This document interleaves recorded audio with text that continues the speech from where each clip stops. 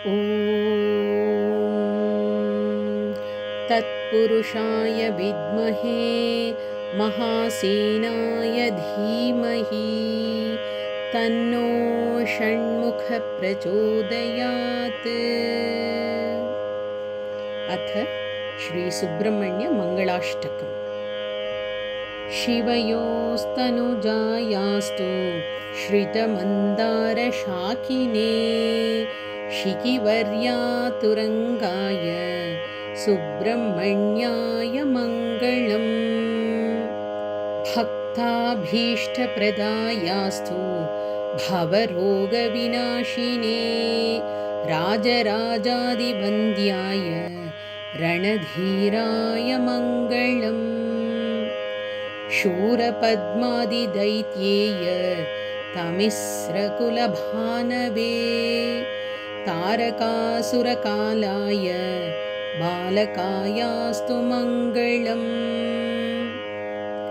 वल्लीवदनराजीव मधुपाय महात्मने उल्लसन्मणिकोठीर भासुरायास्तु मङ्गलम्।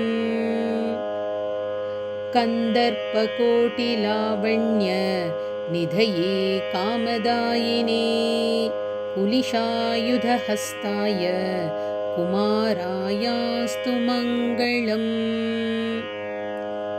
मुक्ताहारलसत्कुण्ड राजये मुक्तिदायिने देवसेनासमेताय दैवातायास्तु मङ्गलम्। कनकाम्बरसंक्षोभी कटये कलिहारिणे कमलापतिवन्द्याय कार्तिकेयाय मङ्गलम्। शरकाननजाताय शूराय शुभदायिने शीतभानुसमास्याय शरणायास्तु मङ्गलम्। मङ्गलाष्टकमेतन्ये महासेनस्य मानवाः पठन्ति प्रत्यहं भक्त्या प्राप्नुयुस्ते परां श्रियम्। नित्योत्सवो भवत्येषां नित्यश्रीर्नित्यमङ्गलम्।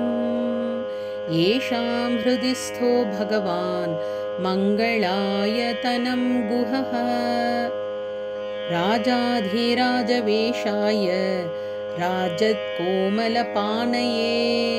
राजीवचारुनेत्राय सुब्रह्मण्याय मङ्गलम्।